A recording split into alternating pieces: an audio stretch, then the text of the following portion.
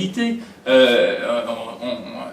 Un salon de coiffure ne fait pas ce que fait un poissonnier, puis un poissonnier ne fait pas ce que fait un cabinet d'avocat, puis un cabinet d'avocat ne fait pas ce que fait un cordonnier. Bon. C'est la même chose pour les paradis fiscaux. Il y a 90 paradis fiscaux dans le monde parce que chaque paradis fiscal a sa vocation pour permettre à des acteurs puissants de mener des opérations qui seraient illégales chez eux d'une manière légale là-bas. Et je donne une série d'exemples. Vous êtes un acteur dans le domaine dans la filière bananière. Au Costa Rica, vous exploitez des bananes. Vous vendez des bananes au Royaume-Uni, hein, sous une marque très connue. Si vous payez bien votre personnel et que vous payez vos impôts, vous aurez un certain taux de profit sur votre activité. Si vous voulez avoir un taux de profit énorme, qu'est-ce que vous faites? C'est que lorsque vous vendez vos bananes au Royaume-Uni, vous faites un certain profit et vous vendez vos bananes sous une certaine marque. On les connaît, les marques, là, Chiquita, Del Monte, vous vendez vos bananes sous une certaine marque. Comment on évite de payer des impôts? Eh bien, on crée une filiale, disons, en Irlande, aux Pays-Bas, puis ensuite aux Bermudes, dans ce qu'on appelle le Double Irish, c'est une technique. Et on fait en sorte que sa filiale soit titulaire des droits d'utilisation de la marque. Et à la fin de l'année, pour éviter de payer des impôts, qu'est-ce qu'on fait? C'est qu'on fait en sorte que sa filiale envoie une facture à l'entreprise au Royaume-Uni. Elle dit, vous avez utilisé la marque de la société et vous devez à la filiale de payer des redevances pour utiliser votre propre marque. Comme ça, on envoie des capitaux aux Bermudes alors qu'ils auraient dû être imposés au Royaume-Uni. C'est comme ça que Google, par exemple, a payé 2,4% d'impôts en 2011 à l'échelle mondiale. Parce qu'il faut savoir, et là je vous explique juste ce truc-là, peut-être je vais vous expliquer autre chose, qu'une multinationale n'existe pas comme telle.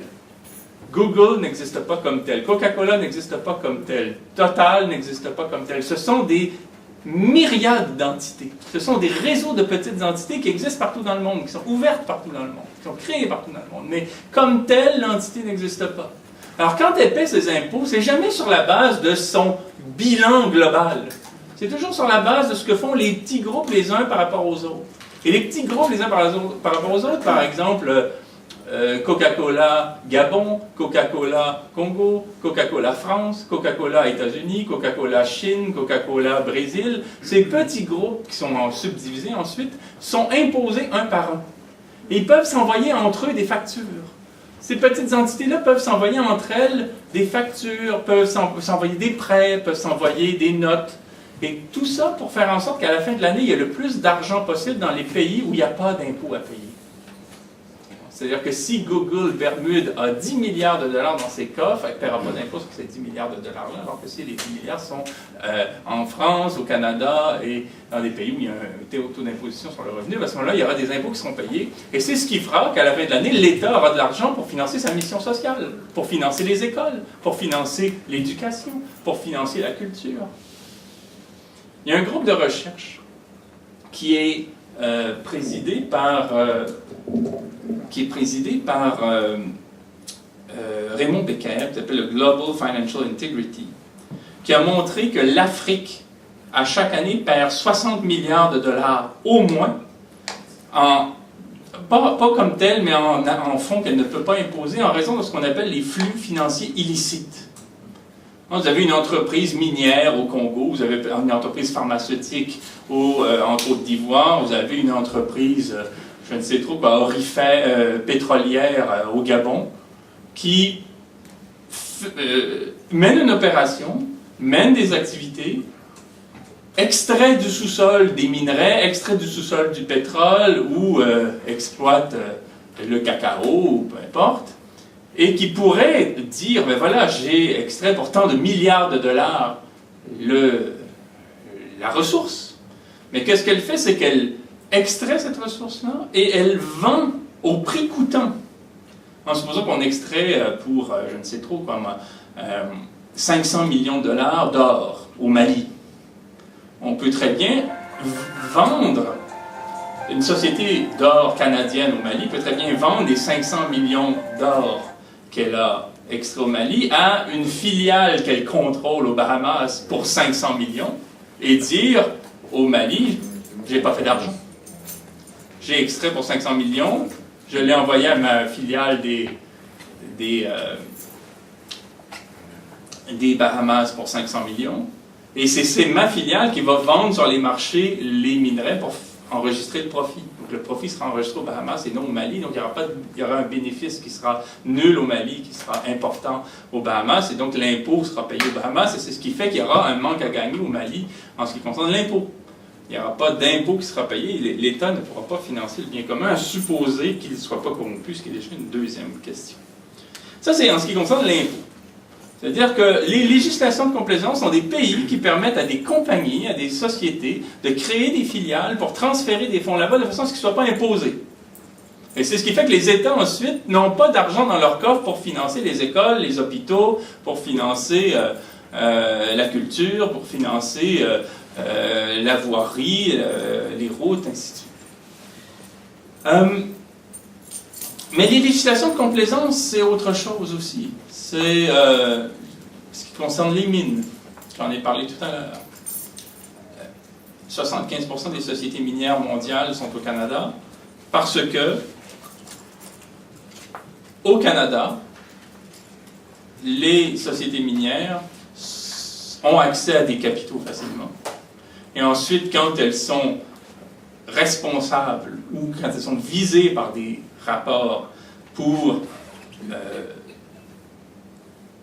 collusion avec des seigneurs de guerre, pour financement de dictature, pour trafic d'armes, pour atteinte à la santé publique, pour pollution massive, pour mobilisation de mercenaires, exactement ce que l'ONU a pu dire, ou plus ou moins clairement ce que l'ONU a pu dire dans différents rapports sur des sociétés minières canadiennes au Congo pendant la guerre des Grands Lacs, telles que First Quantum Minerals, Lundin, Kinross, Vanro, même Barrick dans le Mapping Report, et d'autres sociétés encore, insistant sur le fait que bien des sociétés minières canadiennes avaient contrevenu aux directives de l'OCDE en matière d'éthique en ce qui concerne l'activité des sociétés multinationales à l'étranger, en particulier dans des pays en guerre.